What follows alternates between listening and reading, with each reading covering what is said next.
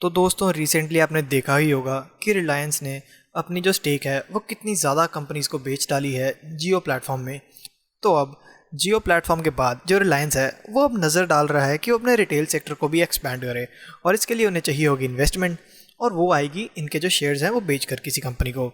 तो अब हुआ क्या कि जो अमेज़ॉन है अब ये भी कह रही है कि हमें रिलायंस इंडस्ट्रीज़ में स्टेक चाहिए और वो स्टेक बात कर रहे हैं रिलायंस रिटेल की, ना कि वो पूरे रिलायंस के शेयर की बात कर रहे हैं। ठीक है, तो इस वीडियो में मैं बात करूंगा कि इस स्टेक सेल से रिलायंस और अमेज़ॉन दोनों के क्या क्या फ़ायदे हैं और क्या ये डील रिलायंस के लिए सही रहेगी। तो स्टार्ट करते हैं पहले फ़ायदे हम रिलायंस से।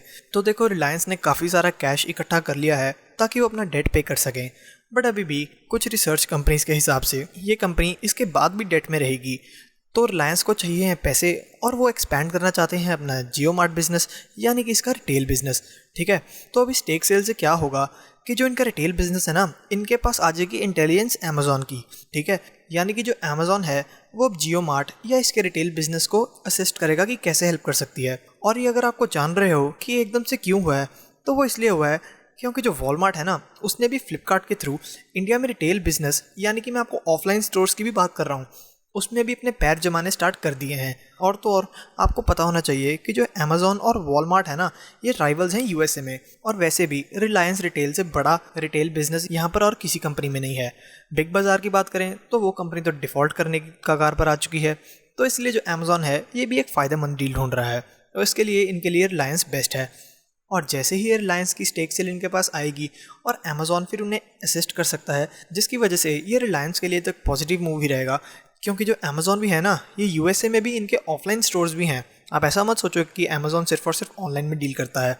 और वैसे भी रिलायंस रिटेल के पास भी तो जियो मार्ट है ही है, तो अमेज़ॉन अच्छे से असिस्ट कर पाएगा क्योंकि अमेज़ॉन के पास काफ़ी ज़्यादा एक्सपीरियंस है ऐसी रिटेल बिजनेस में, और ऑनलाइन सेलिंग में तो अमेज़ॉन ने महारत हासिल कर रखी है।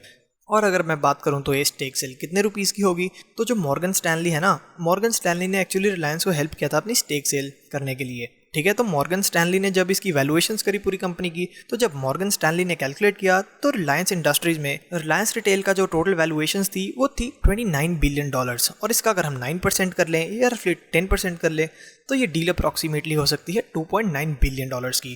ठीक है, तो सुनते एक काफ़ी बड़ी एक स्टेक सेल होगी रिलायंस के बीच में। और तो और अगर मैं आपको अमेज़ॉन के फ़ायदे बताऊं तो अमेज़ॉन डायरेक्ट पंगा ले रही है वॉलमार्ट से, क्योंकि वॉलमार्ट ने पूरी तरह फ्लिपकार्ट को खरीद लिया है। और वैसे भी अमेज़ॉन इंडिया में काफ़ी स्ट्रांग है, बट फिर भी ये अपने राइवल्स को कभी जीतने नहीं देगा। इन्होंने फ्यूचर कूपन्स में भी स्टेक अक्वायर करी, तो ये धीरे धीरे सारे रिटेल बिजनेसेस में अपना हाथ आगे डाल रहे हैं और स्टेक ले रहे हैं। और अब ये बात कर रहे हैं रिलायंस रिटेल की, तो ये अमेज़ॉन के लिए फ़ायदेमंद बात रहेगी क्योंकि ये नहीं चाहते कि वॉलमार्ट कभी भी इनसे आगे निकले किसी और कंट्री में। और शायद ऐसा हो भी सकता है कि जैसे आपने अमेज़ॉन के स्टोर्स देखे हों बाहर की कंट्रीज़ में, मतलब वहाँ पर ऐसा होता है कि आपको चेकआउट करने की ज़रूरत नहीं होती, आपको बस चीज़ें उठानी है और स्टोर से चल जाना है, बिलिंग अपने आप होती है। तो शायद ऐसा कुछ रिलायंस रिटेल में हमें दिखने को मिल जाए।